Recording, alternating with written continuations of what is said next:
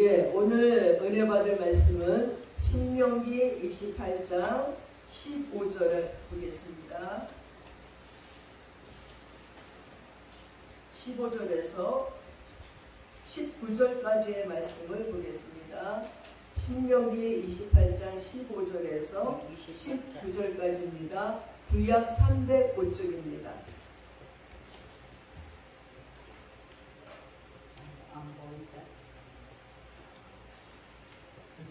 찾으셨는지 알고 제가 봉독해 올리겠습니다.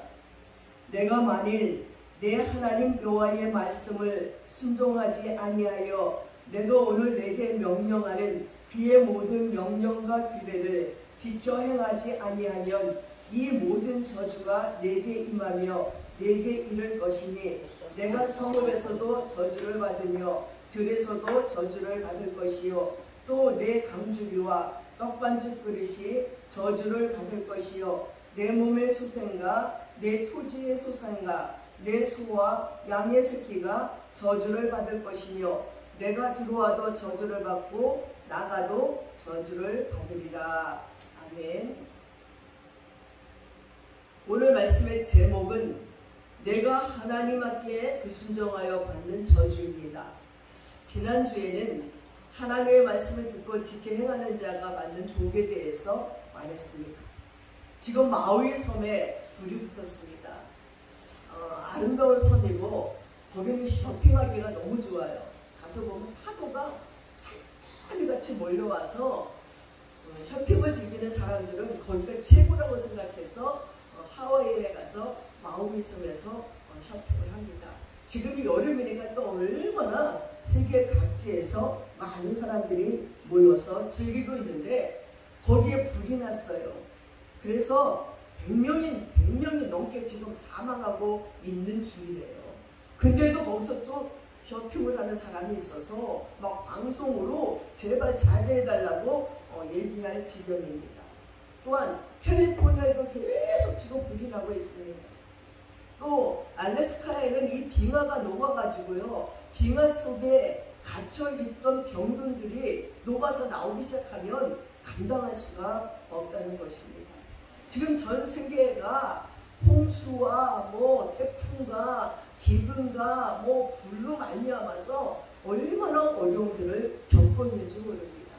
근데 우리는 이 세계 속에 일어나는 이 모든 어려움들을 보면서도 그냥 우연히 생겨났다고 생각합니다.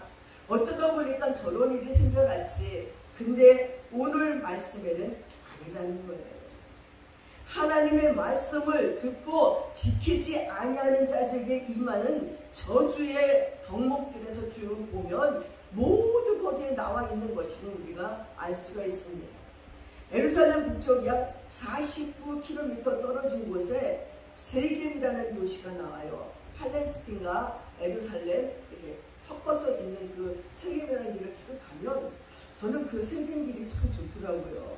한쪽에는 나무들이 쫙 있고 한쪽에는 빵 굽는 가게들이 쫙 있어갖고 거기를 이 빵 굽는 냄새가 얼마나 맛있게 나는지 몰라요. 그래서 차를 세워놓고 빵을 화덕에다 구워요.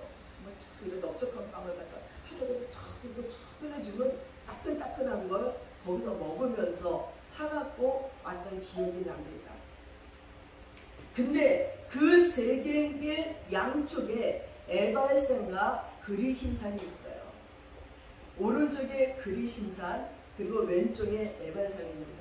그래서 그리심산은 올라갔다 왔어요. 쭉 올라갔다 왔는데 올라갔다 내려와서 에발산을 가려고 했더니 해가 져버렸어요. 그래서 에발산은 못 가고 그냥 구경만 하고 왔었습니다. 이 신명기 27장에 보니까 돌에 하나님의 말씀을 새겨서 이스라엘 백성들 후손들 대대로 죄를 범하지 않고 저주를 받지 않게 하시려고 하나님께서 특별히 에발산의 자연석에 단을 쌓고 그곳에 돌을 세워서 그 돌에 저주 받을 수밖에 없었던 이유를 돌에다가 12가지 제목을 그 산에 기록을 하게 했습니다. 모세가 40년간 이스라엘 백성들을 데리고 모진 고통과 고난 속에 이끌어 왔는데 여기까지 와서 백성들이 저주를 받거나 망해를 하면은 무슨 보람이 있겠습니까? 그래서 가나안 땅에 들어간 이스라엘 백성들이 자자손손 복을 받을 수 있는 율법을 기록을 하는데 돌에 새겨두라는 거예요. 사랑하는 여러분, 다른 거 기억할 거 없어요. 율법의 전체적인 골격이 되는 십계명이에요.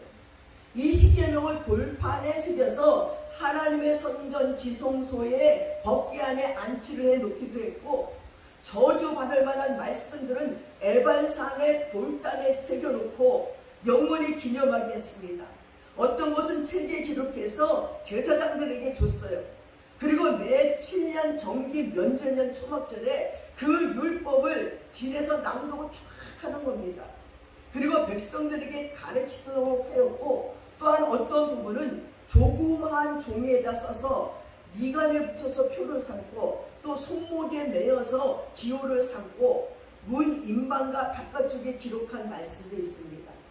우리가 이스라엘 갔을 적에 통곡의 벽을 건너올 적에 그 올드시티 문을 나올 때 보면요, 이스라엘 백성들은 들어가면서 손을 만지고 나오면서 손을 만져요. 뭔가 하고 봤더니 그게 매추자예요. 어떤 사람은 입에다 키스를 하고 거기다 손을 만지고 갑니다. 바로 하나님의 말씀이에요.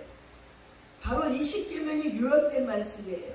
그 요약된 십계명의 말씀은 마음을 다하고 성품을 다하고 힘을 다해서 주 너희의 하나님을 사랑을 하는 그 글을 요만하게 써서 미간에 붙이고 손목에 메고, 그리고 문 바깥쪽에다 붙여놓고 들어오고 나가면서 만지면서 영치하는 거예요. 나는 마음을 다하고 성품을 다하고 힘을 다해서 하나님을 사랑해. 이런 표시로 그들이 오고 가면서 만지는 것입니다. 어떤 부분은 돌비에 새겨서 잊지 못하게 하고, 어떤 부분은 성경 두루마리에 기록해서 레위 자손 제사장들이 매 7년 정기 초막절이온 백성들에게 남자, 여자, 유치원생들도 다 들러 모아서 이 율법을 읽게 하라고 했습니다. 그런데 역사를 읽어보면 그동안 이스라엘은 이것을 잘 하지 못했어요. 근데 지금은 상당히 열심히 하더라고요. 전철 안에서도 막 읽고, 길을 가다 예배 시간이 되면 아무 데서나 또 읽고, 막 땅바닥에다 절을 하고, 뭐 얼마나 열심히 하는지 몰라요. 문인방에 붙이라고 하는 것도 다 하고 있고, 이들은 어디에 가서 매추자라는 것을 만들어서 대문에 붙여놓고 출근하면서 만지고, 출근하고 퇴근하면서 만지고 퇴근합니다. 이마에도 붙여서 하고 손목에도 7번을 맵니다. 그러나 이들은 아직도 예수님을 모릅니다. 모세가 옛날에 한 이야기를 약 3,400년이 지나고 나서야 온 세상 만방에 흩어져서 죽을 고생을 다하고 돌아와서 율법대로 하려고 노력하는 모습을 볼 수가 있습니다. 지금은 그 율법 시대가 지나간 지가 벌써 2000년이나 됐는데 이제 와서 한다고 난리를 피고 있습니다. 율법 시대에 율법을 지키라고 할 때는 지키지 않고, 율법 시대가 다 지나가니까 이제 와서 율법을 지키겠다고 난리예요. 얼마나 안타까운 일인지 모릅니다. 근데 오늘 15절 이후에, 7장 15절 이후에 12가지 제목이 나와요. 이렇게 하는 사람은 저주를 받을 것이라는 거예요. 우리는 생각해, 도대체 뭐를 하지 말라는 거지? 뭐를 하라는 거지? 바로 여러분이 성경을 잘 읽으면 성경 안에 다 있습니다. 그러면 이스라엘 사람들은 이 12가지 중에서 잘 읽으면 아멘, 아멘 하는 거예요. 이스라엘 백성들이 가나안 땅에 들어가기 전에 그 원주민들이 바로 이런 죄악을 범했습니다.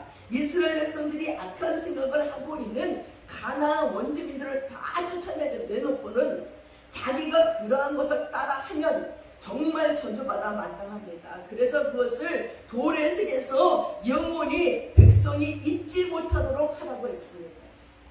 그래서 이들은 6지파가 그리심산에 섰고, 그리심산은 에발산과 마주하고 있는 산이에요. 한 880m 정도 높이에요. 그리고 그 맞은편에는 950m 되는 에발산이라는 산이 있습니다. 봉우리가 마치 무덤처럼 이렇게 두 개가 되어 있어요. 에발산에는.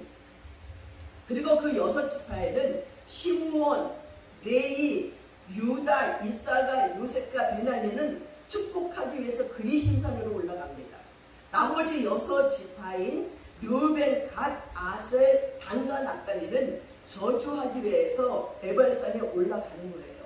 이 레이사단들은 큰 소리로 이스라엘에게 말을 합니다. 이윽고 저주를 받아 마땅할 죄가 12가지가 나오는데 이것을 읽어보고 우리의 생활 속에서 이러한 일이 있는지 잘 살펴보고, 물론 없겠지만 있으면 큰일입니다. 이런 죄가 있다면요, 오늘 말씀에 저주받아서 마땅하다는 거예요. 자, 27장 15절 한번 봅시다.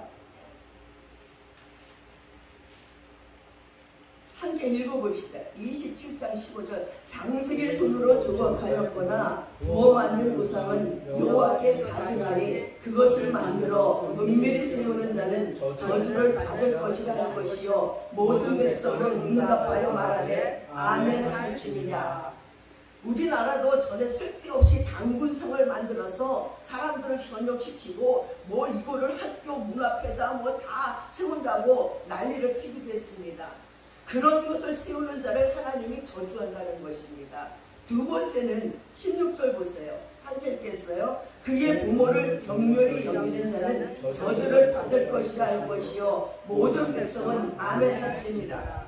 부모를 가볍게 여기고 홀대하고 천대하고 멸시하는 것입니다. 이러한 사람은 저주를 받을 것이에요. 이러한 모든 것은 자기들이 큰 소리로 외치고 그것을 돌에 새겨놓고 그 밑에서 사는 거예요. 이는 하나님이 저주하는 것이 아니라 자기들 입으로 저주하는 거예요. 아멘하고 돌에 새겨놓고 그 밑에 와서 사니 저주받으시라면 자동으로 저주받는 겁니다. 이 말을 들으면서 저희는 어머니를 모시고 있는데 그저께 봤는데 날씨가 너무 더운데 12시가 넘었어요. 근데 저희 어머니가 잠이 안 오는데 내 방에 와서 좀 앉아있으면 어떻겠니? 나중에는 나도 자야 되고 몸은 아프고 너무나 더운데 엄마 제발 좀 가라니까 안 간다고. 근데 제가 등을 제발 가시라고 등을 퍽퍽 치면서 막 방으로 밀어넣었어요. 장미라면서 방에 있다가 듣고 그가가 엄마 언니는 어저께 엄마 등짝을 퍽퍽 때렸어. 그리고 찔리더라고요. 좀 가시라고 안 가니까 등을 민대요. 근데 속으로 방으로 와갖고 하나님 하고 회개하면서 잠이 안 오시네. 아니 12시 1시 그래도 잠이 안 오신다고 왔다 갔다 또 불 끄면 또 켜고 또 왔다 갔다 하시고 잠이 안 오시는 건 어떡하라고 엄마 제발 주무셔 기도하면서 그랬던 생각이 나는데 우리가 부모가 너무 친근한 것 때문에 그렇게 경홀히 여길 적도 있답니다.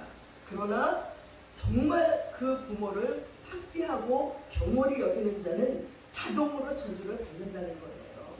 세 번째는 17절 보세요.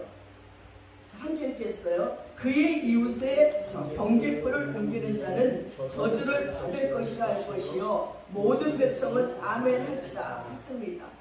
토지를 측량을 했습니다. 근데 밤에 가만히 가서요 이 말뚝을 옮겨먹는 사람은 저주를 받는데요. 여기가 내 땅이야 하고 다 해놨는데 그걸 딱 옮기는 거예요. 그래서 시골에서 농사를 지으면서요 그 길들을 조금씩 넓혀가는 사람들도 종종 있답니다. 이러한 사람은 땅의 경계포를 옮기는 사람이라서 저주받는데요. 18절 봅시다. 네 번째 시작. 맹인에게 길을 잃게 하는 자는 저주를 받을 것이라 할 것이요 모든 백성은 아멘 할지니라. 수경이라고 해서 길을 거꾸로 가르쳐주면 안 돼요. 이런 사람은 놀부신부라는 거지요. 놀부가 행한 것 중에 이런 얘기가 있는데 자기가 아주 못되었다고 하는 이야기를 했습니다. 예를 들면 옹기장사 지게에 짝대기 차게 옹기장사를 짝대기로 치면 그릇이 다 깨져버리죠. 호박에다 또 대침을 놓는데요. 더 심하면 대변 보는 사람을 주저앉힌대요. 그래서 놀부가 심술을 부리면 얼마나 웃음이 나오는지 모릅니다. 사람 속에 있는 못된 것을 즐기는 사람을 놀부 심보를 가졌다고 말하잖아요. 이렇게 남을 괴롭히면서 즐기는 사람이 있다는 거예요. 그들은 저주를 받는데. 다섯 번째는 19절 보세요. 시작. 객이나 고아나 과부의 송사를 억울하게 하는 자는 저주를 받을 것이라 할 것이요 모든 백성은 아멘 할지니라. 객도 불쌍한 사람이고 갑으로서 홀로 된 여인들도 불쌍한 사람들이에요. 지금은 돈 많은 가부들이 많지만 옛날에는 과부가 되면요 여자는 일을 못하잖아요. 돈도 없고 돌봐주는 사람도 없어서 굶어 죽어야 되기 때문에 가부들을 돌보라. 친척들이 가부를 돌보지 않으면 저주예요. 그 가부를 굶어 죽게 만드는 거랑 똑같습니다. 그래서 과부의 송사를 억울하게 하거나 나그네의 송사를 억울하게 하는 자는 저주가 임한다고 했어요. 여러분 우리나라 사람들이 이민을 가잖아요. 이민 가서 사고가 나잖아요. 우리나라 사람들 절대 이익 보지 않아요. 똑같은 교통사고가 났어도요. 자기네들이 자국민들이 사고를 내놓고는요. 이방인인 사람들이 사고 낸 것 같이 만들어버린대요. 중국이나 미국이나 어디나 마찬가지예요. 얼마나 불이익을 보는지 몰라요. 근데 하나님께서 바로 객이나 가부의 송사를 억울하게 하는 자는 저주가 임한대요. 얼마나 억울하고 마음에 한이 맺히겠습니까? 21절 봅시다. 20절 봅시다. 그의 아버지의 아내와 동침하는 자는 그의 아버지의 하체를 드러냈으니 저주를 받을 것이라 할 것이요 모든 백성은 아멘 할지라. 계모와 동침하는 자예요. 자기 아버지가 데리고 사는 여자하고 잠자리를 같이 하는 자는 저주를 받습니다. 이 일이 옛날 야곱의 첫째 아들 르우벤이 했던 짓이에요. 계모와 동침함으로 말미암아 르우벤이 장자임에도 불구하고 장자권이 박탈되고 유다가 장자가 되는 일이 있습니다. 21절에 보면 짐승과 교역하는 모든 자는 저주를 받을 것이라 할 것이요 모든 백성은 아멘 할지니라.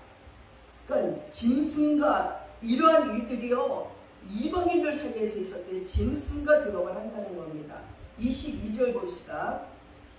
그의 자매 곧 그의 아버지의 딸이나 어머니의 딸과 동침하는 자는 저주를 받을 것이라 할 것이요 모든 백성은 아멘 할지니라. 다윗의 아들 중에 암논이라는 사람이 자기 배다른 여동생 공주 즉 압살롬의 네 동생 다말을 흠모해서 이런 악한 일을 행했고 결국은 저주를 받아서 죽었습니다. 23절 봅시다. 장모와 동침하는 자는 저주를 받을 것이라 할 것이요 모든 백성은 아멘 할지라. 자기 아내의 어머니를 범했다는 거예요. 사실 이러한 일이 없었으면 성경에 기록을 하지 않는데 가나안 이방 땅에 이러한 일이 있었다는 거예요. 이러하니 하나님께서 죽여버리는 것입니다. 이러한 것은 이스라엘 백성들이 들어가기 전에 가나안 땅의 사람들이 이런 짓을 했다는 거예요. 그래서 그런 짓을 하지 말라고 지금 얘기하고 있습니다. 24절 봅시다. 그의 이웃을 암살하는 자는 저주를 받을 것이라 할 것이요 모든 백성은 아멘 할지니라. 자기 이웃을 암살하는 자를 가만두지 않는다는 거죠. 이웃을 암살하면 친하다고 생각하고 친척 이성으로 친한데 그런 자를 은밀히 암살해요. 그런 일들이 요즘 너무나 많이 일어나고 있습니다. 25절 봅시다. 무지한 자를 죽이려고 뇌물을 받는 자는 저주를 받을 것이라 할 것이요 모든 백성은 아멘 할지니라. 가룟 유다의 죄가 바로 이런 죄지요. 아무 죄가 없는 예수를 죽이려고 돈을 받았던 사람이에요. 근데 요즘에는 청부살인을 하기 위해서 돈을 받는 사람들이 뉴스에 종종 나와요. 돈을 주고 남편을 죽여달라, 아내를 죽여달라, 뭐 원수를 죽여달라. 필리핀에서는 돈 얼마 주지 않아도 살인 청부업자들이 사람을 죽여요. 얼마나 위험한지 몰라요. 26절 봅시다. 이 율법의 말씀을 실행하지 아니한 자는 저주를 받을 것이라 할 것이요 모든 백성은 아멘 할지라. 에베스란에다 이것을 기록해 놓았다는 것입니다. 지금도 이 글이 에베스란에 아마 적혀 있을 거예요. 성경이 그렇게 하라는 거, 이 12가지는 저주받아서 마땅한 죄니까 이 죄를 짓는 자는 저주를 받는다는 거예요. 오늘날을 살아가는 사람이 보아도 만일 사람이 이런 죄를 짓는다면 저주받아서 마땅하지 않습니까? 적어도 이스라엘 백성들이 가나안 땅에 들어간 후에는 이런 회개에 망측한 죄가 다시는 있어서는 안 된다는 거예요. 그렇지 않게 하기 위하여서 돌에 새겨놓고 명심하라고 이스라엘 백성들에게 얘기합니다. 이런 죄를 짓는다면 저주받아 마땅하다. 그러니까 모두가 아멘 하면서 그렇게 제목이 쌓이는 밑에서 살고 있어요. 그 외에도 성적인 관계가 많이 나와 있는데 남자와 남자가 더불어서 동성연애를 하거니와 여자와 여자가 더불어 동성연애를 하거나 이런 것도 저주받아 마땅해요. 아니 미국에 갔더니 저는 깜짝 놀랐어요. 두 남자가 유모차에다 애를 끌고 가요. 그래서 이렇게 보니까 친구가 사는 얘기가 동성연애 자기래요. 근데 아기까지 입양을 했어요. 둘 다 남자인데. 한 사람은 여자 역할, 남자 역할 하나 봐요. 그리고 애기까지 입양을 해갖고 그 유모차에 태우고 마트에 장을 보러 온 걸 보면서 야 진짜 이것도 실질적으로 보니까 참 신기하네. 그러니까 거기서는 여자끼리 손잡고 못 가요. 내가 나도 모르게 친구한테 팔짱 끼면 얼른 빼요. 야 동성연애 잔치잖아. 팔을 빼요. 우리나라는 뭐 여자끼리 팔짱 끼고 남자끼리 어깨 동무하고 아직은 아무 상관이 없는데 거기서는 그런 것을 봅니다. 근데 하나님이 그러한 죄를 저주한다는 거예요. 가만두지 않는다는 것입니다. 적어도 이스라엘 백성들이 가나안 땅에 들어간 후에는 이런 회개망측한 죄가 없애진다는 것입니다. 그래서 15절 말씀을 보니까 이 모든 28장 15절에 보니까 내가 만일 내 하나님 여호와의 말씀을 순종하지 아니하여 오늘 내가 명령하는 그의 모든 명령과 규례를 지켜 행하지 아니하면 이 모든 저주가 내게 이를 것이니 했어요. 이 모든 저주가 너에게 이를 것이니 제발 이런 죄를 짓지 말라는 것입니다. 그러나 예수님 이후에 신약 시대에 살고 있는 교회나 성도나 그리고 오늘날 살아가는 그리스도인들의 복의 개념은요, 복이 단지 땅에서 잘되고 손으로 하는 일이 잘되고 하는 것만 복으로만 여기고 있어요. 그러나 그걸 훨씬 넘어서 예수님을 증거하는 사도들과 선교사들과 순교자들을 보면 세상적으로 보면은 땅에서 잘되는 것이 아니에요.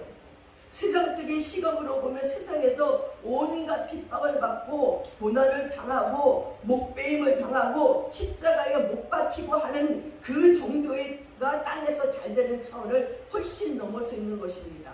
그러나 그러한 경우는 특수한 경우이기도 했지요. 지금도 하나님의 말씀을 잘 새겨듣고 삼가 듣고 그 율법을 즐거워하고 그 율법을 주야로 묵상하는 그에서 실천하는 사람들은 반드시 복을 받습니다. 여러분 예수를 믿으시면서 정말 복받기를 원하는 사람들이 너무나 많아요. 모든 사람들이 기도 부탁이 복받기를 원하는 거예요. 병에서 놓여 건강하기를, 가난함에서 놓여 부자 되기를, 문제 속에서 해결받기를, 모든 자들이 이 땅에 사는 복을 받기를 위해서 기도하는데 정말 내 신앙을 위해서 내가 더 많이 기도하기 위해서, 더 많이 봉사하기 위해서, 더 많이 전도하기 위해서, 더 많이 헌신하기 위해서, 믿음이 좋아지기 위해서 기도를 부탁하는 사람들은 그렇게 많지 않더라는 것입니다. 그러나 진짜 복은 그렇게 이 땅에서 사는 동안에 누리는 육적인 복이 아니라 선교사들과 순교사들이 누렸던 복입니다. 복음 때문에 순교를 당하고 목베임을 당하고 십자가를 겪어야 되고 고통을 겪는 그 고통이 바로 복이라는 것입니다. 지금도 구약시대와는 다르지만 하나님의 말씀대로 사는 사람은요 복을 받아요.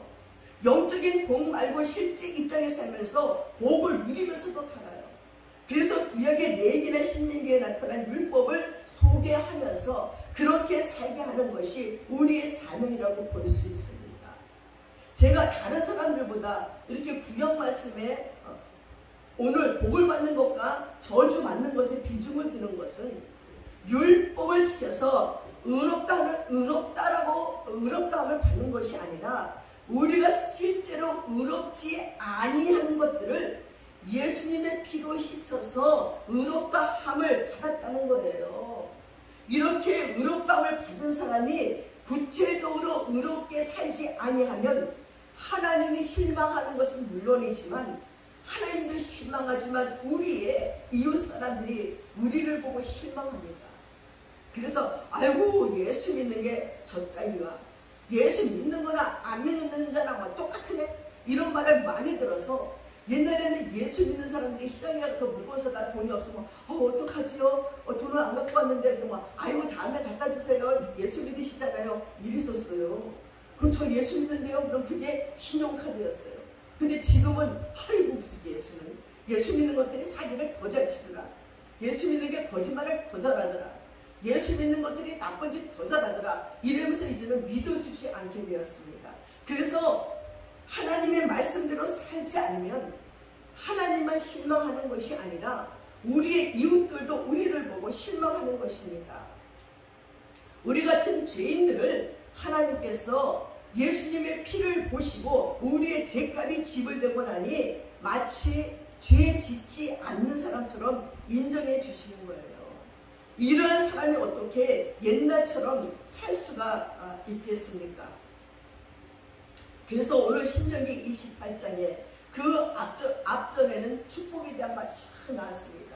그러나 이제는 하나님의 율법인 계명을 지켜서 순종하면 복이 되고 듣고도 행하지 아니하면 저주를 받게 된다는 말씀을 기록했어요. 어떠한 부분은 오늘날에 살아가는 우리에게 문자대로 지켜지지 않는 부분도 있지만 대원칙적으로는 변함이 없어요. 그 대원칙은 사람이 하나님 말씀을 잘 들으면 복을 받는다는 거예요. 그러나 하나님의 말씀을 들으려고 하지 않거나 듣고도 행치 아니하면 지금도 복을 받을 길이 없어요. 저는 어릴 때 그 생각이 생각나요. 야, 어른들 말씀을 잘 들으면 누워서도 떡이 생겨. 할머니가 늘상 얘기했어요. 그리고 어른들이 늘상 얘기해줘요. 이렇게 해라, 이렇게 해라. 근데 그것이 잔소리라고 생각했어요. 그걸 듣지 않으려고 했어요. 그러나 제가 나이를 들으면서 보니까 정말 지혜로운 자는 나이 든 어른들의 말을 듣는 거예요. 그들은 인생을 다 살아봤거든요. 그렇게 하면 불행이고 이렇게 하면 행복이고 그렇게 하면 망하는 길이고 이렇게 하면 복을 받는 길인 걸 그들은 경험해 봤기 때문에 경험한 걸 우리들한테 얘기해줘요. 학교 다닐 때는 공부를 열심히 해. 일을 할 때는 성실하게 해. 자세를 반듯하게 해. 허리가 구부러지면 안 돼. 이빨을 어릴 때부터 잘 닦고 이가 상하면 고통스러워. 여러 가지 얘기들을 많이 해줄 적에 지금은 아무렇지도 않으니까 지금은 젊어서 건강하고 아직 어리니까 뭐든지 할 수 있을 것 같고 세월이 나에게 무진장만이 남은 것 같이 여겼지만 어느새 시간과 세월이 지나가다 보니까 그 말이 다 맞아요. 이빨을 잘 안 닦고 자면 이빨이 썩어서 병원에 다녀야 되고 구부정하고 다니면 허리가 나중에 아프고 디스크가 걸리고 어른들이 하는 말이 한 개도 버릴 것이 없어서 야 진짜 어른들 말을 들을 것, 경험한 사람들의 얘기를 들을 것, 이미 세상을 살아본 사람들의 이야기를 들을 것, 지혜로운 자는 듣는데 미련한 자는 듣지 않는다는 거예요. 우리가 하나님의 말씀을 들으려 하지도 않고 듣고도 행치 아니하면요 복 받을 길이 없다는 것입니다. 예수님 이후에 신약시대를 살고 있는 우리들은 정말 예수 그리스도가 우리에게 원하시는 그 말씀이 무언지 생각을 해야 되지요. 많은 설교가나 그리고 많은 목사님들이요 신명기 28장 1절에서 15절까지의 말씀은 복 받으라고 엄청나게 많이 해줘요. 그러나 15절부터 나머지 얘기들은 잘 해주지 않아요.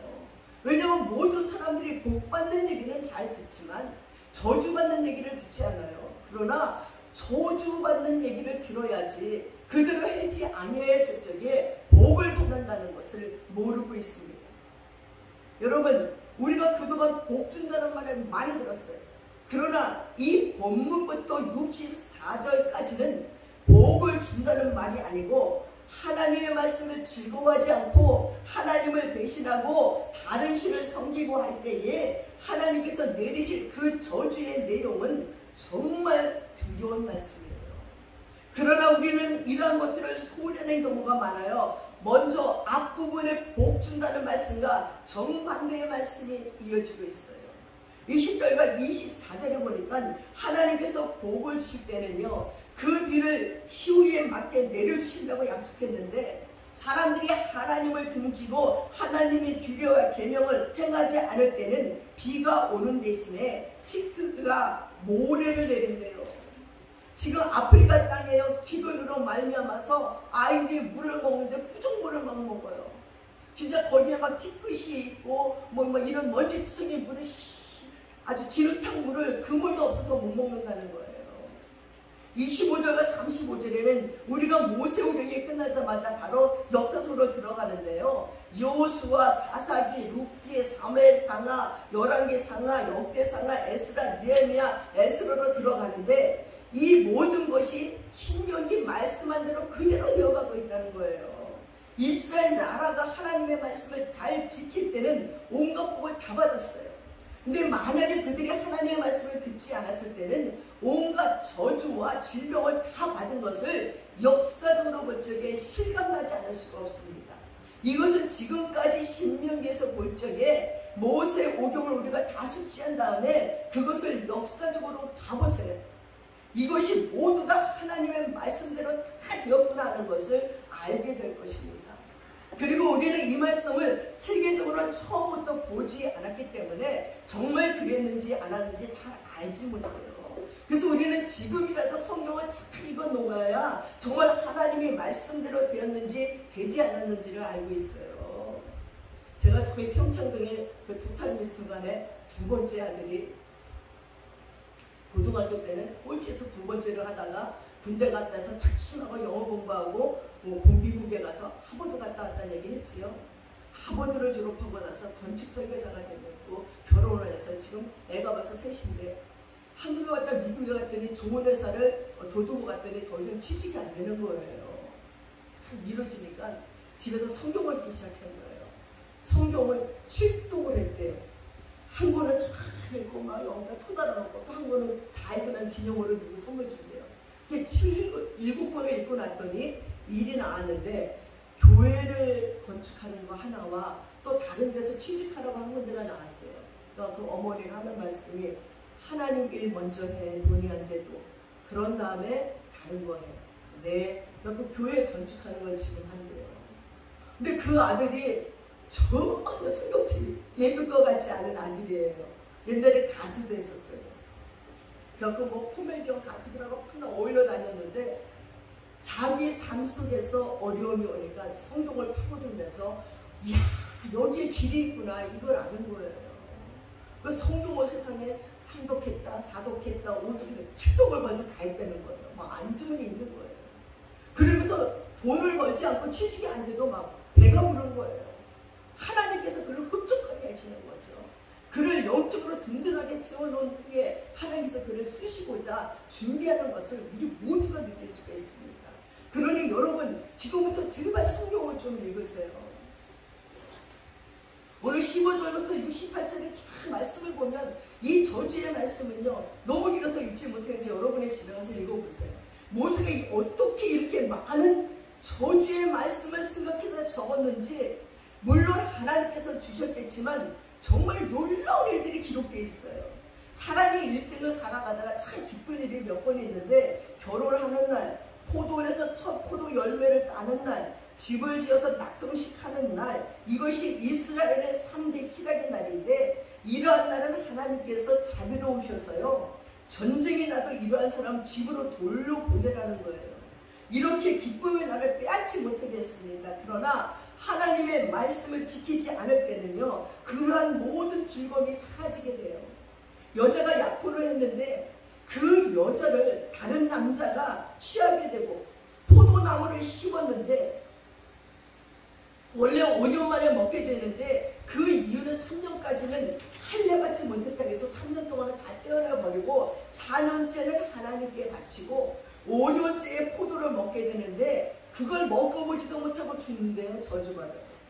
집을 실컷 다 지었는데 낙성식도 하지 못하고 다른 사람이 산대요.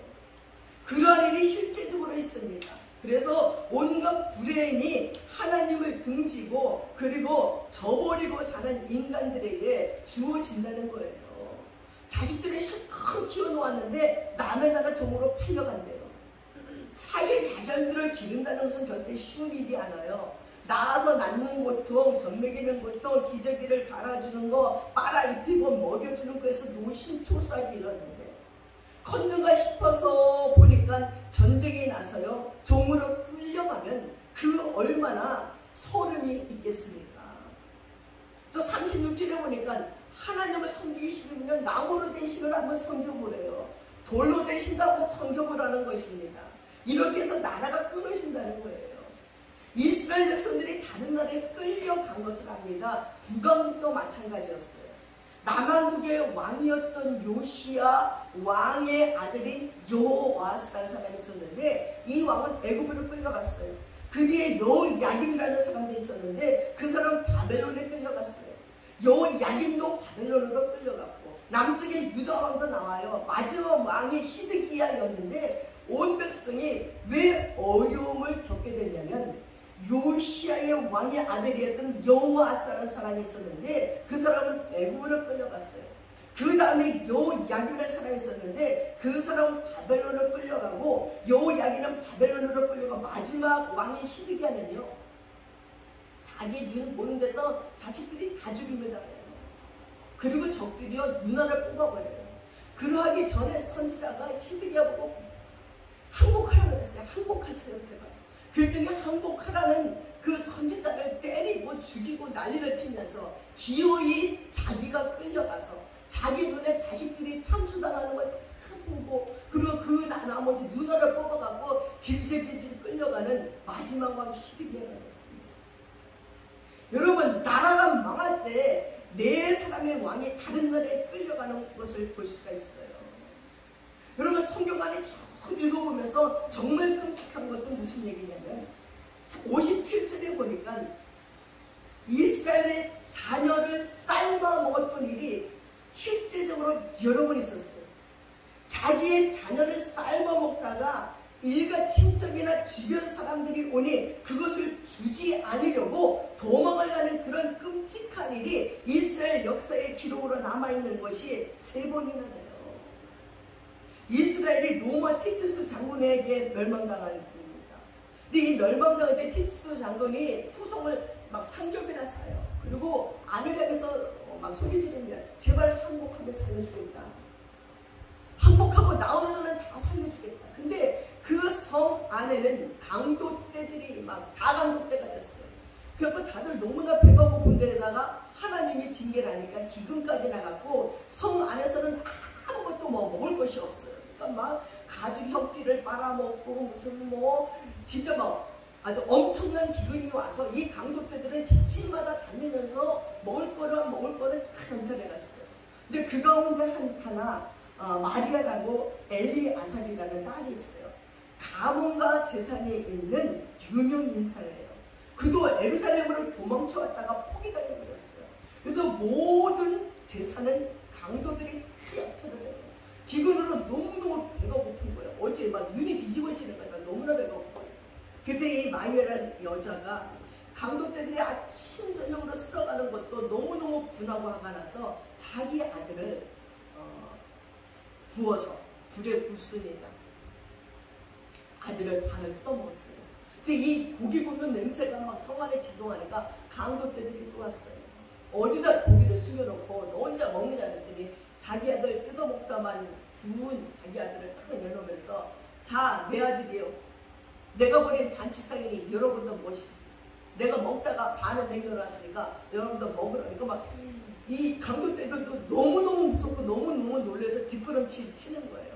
근데 당신들이 양심이 있다면 이 나머지 내 아들을 내가 먹게 둬두고 가시오. 그러니까 막 강도떼들이 놀라서 도망갔는데 이 소문이 점점 퍼져서 성 밖에 있는 티투스 장군에게까지 들려오는 거예요. 티투스 장군이 이 말을 듣는 순간 하나님, 이건 하나님이 버렸다는 얘기입니다. 자기 아들을 구워먹을 지경이 되었다면 하나님도 버린 것입니다. 나는 예루살렘 성전이 불타지 않게 하기 위해서 여태까지 침략을 못하고 들어갔는데 강도떼들이 지네가 불질러 자기네 성전을 다 불러들어오고 그리고 그 안에 황금물이 되어 있는 것을 뽑아가려고 막 아구다팀으로 다 불질러서 다 뜯어가는 것을 보면서 이들은 더 이상 하나님의 백성이 아닙니다. 그리고 티투스 장군이 그 예루살렘 성에 들어와서 점령해 버리는 이야기가 있습니다.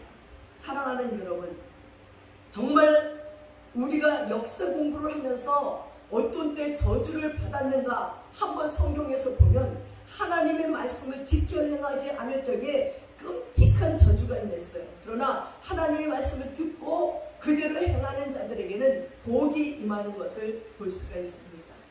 이러한 이스라엘 역사와 같이 우리들에게도 하나님의 말씀을 지키지 아니하면 하나님께 복은 고사하고 저주를 받을 수 있다는 것을 우리에게 보여주고 있습니다. 어떤 나라는 한때 예수를 믿어서 복을 받던 나라가 슬그머니 하나님을 등지고 공산주의를 받아들인 나라가 있습니다. 이디오피아가 그런 나라이고 이국도 그러한 나라입니다. 옛날에 얼마나 많은 교회가 있고 그것이 동방의 예루살렘이라고 할 정도로 교회가 번창했던 도시인데 어느 날 공산주의를 받아들이고 나니까 가장 비참한 나라가 되어버렸어요. 이디오피아도 옛날에는 기독교 나라였는데 6.25 사단 때는요 우리나라에 와서 전쟁도 도와줬던 나라예요.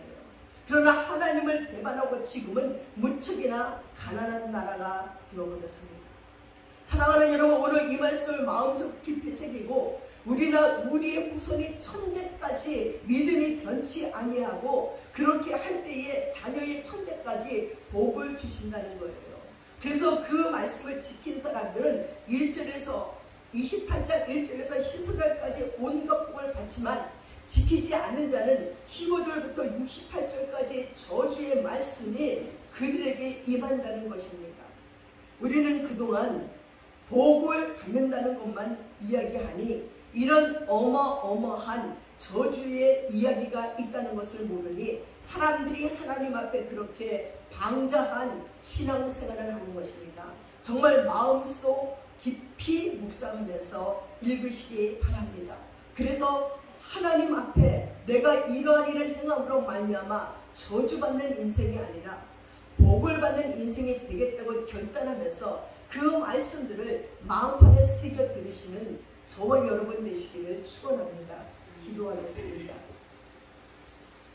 사랑하는 아버지 하나님, 우리는 이 땅에서 일어나는 많은 일들을 바라보면서 영적인 감각이 없어서 우연이 되었거니 그냥 저런 일이 일어나겠거니 하고 생각합니다. 그러나 하나님의 말씀 안에 모든 것이 있습니다.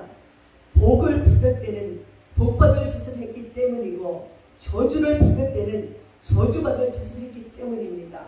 그럼에도 불구하고 우리는 자기 자신의 죄는 너무나 너그러워서 아니라고 생각합니다. 이건 아니고 저건 아니라고 생각합니다. 그러나 우리들의 삶들을 돌아다보고 말씀에 비추어 보면서 정말 내가 모두 복을 받을 행동을 했는지 아니면 저주 속에 들어가고 있는 것은 아닌지 돌아다보며 돌이키고 회개하고 참회해서 끝내는 하나님께 복을 받는 자가 되게 하여 주시옵소서. 하나님은 우리에게 저주보다는 복을 주시고 싶으셔서 안달나신 분이라는 것을 기억하여 주시옵시고 아버지 그 저주의 말씀들을 우리가 다 행하지 못하여도 우리 주 예수 그리스도가 나의 죄 때문에 십자가에서 죽으시고 3일 만에 부활하시고 그리고 우리를 데리러 오신다는 것을 믿는다면 아버지 우리가 어떠한 죄악 가운데 있을지라도 용서받을 수 있고 그 율법을 지키지 아니하여도 하나님의 백성으로 살 수 있다는 것을 깨달아 알게 하여 주시옵소서. 이미 3400년 전에 지나간 율법입니다. 이제 복음의 시대가 왔사오니 예수 그리스도의 십자가의 죽음으로 다시 살아나는 기쁨을 감사하는 저희들이 되도록 도와주시옵시고 예수 그리스도의 사랑 가운데 감사하면서 회개하면서 예수 그리스도의 영접하고 사는 삶들이 되도록 축복해 주시옵소서. 감사드리며 우리 주 예수님의 이름 받들어 기도드렸사옵나이다. 아멘.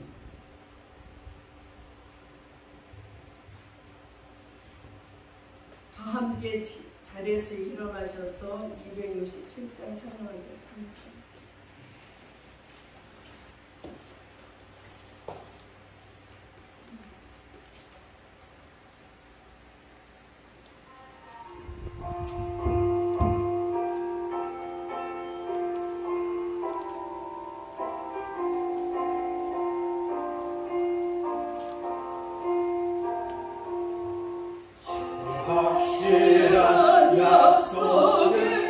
말씀 듣고 주만 믿으면 구원을 얻으리라. 할렐루야 할렐루야. 내가 예수를 믿어 그의 흘리신 피로 내 죄 씻었네. 할렐루야 할렐루야. 내가 예수를 믿어 그의 흘리신 피로 내 죄 씻었네. 갈 길이 험하고 위험하나 항상 예수의 도우심 믿고 가네. 할렐루야 할렐루야. 내가 예수를 믿어 그의 흘리신 피로 내게 씻었네. 할렐루야 할렐루야. 내가 예수를 믿어 그의 흘리신 피로 내게 씻었네. 주의 보좌에 천사들 둘러서서 우리 구주를 높이어 찬양하네. 할렐루야 할렐루야.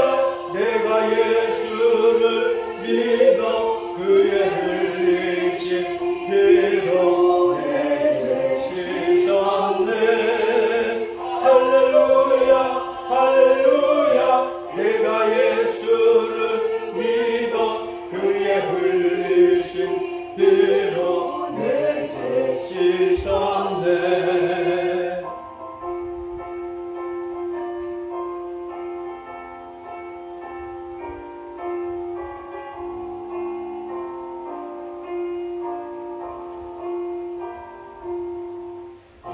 자들과 왕들도 반열대로 길 따라 나와 찬송하네.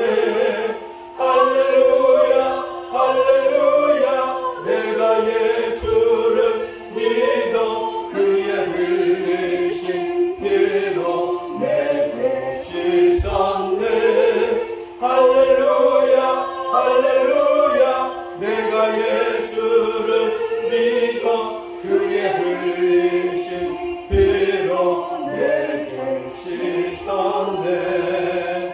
우리 모두 다 그 반열 뒤따르며 함께 즐거운 찬송을 부르리라. 할렐루야 할렐루야. 내가 예수를 믿어 그의 흘리신 피로 내 죄 씻었네. 할렐루야 할렐루야. 내가 예수를 믿어 그의 흘리신 피로 내 죄 씻었네. 기도하겠습니다. 지금은 우리 주 예수 그리스도의 한량없는 은혜와 우리 아버지 하나님의 크고 놀라우신 사랑과 성령님의 감동감하시고 충만하시고 교통하심이 이제는 저주받을 모든 것들을 지키고자 작정하는 믿음의 권속들 머리 위에 이제부터 영원까지 함께 하시옵기를 간절히 축원드려옵나이다. 아멘.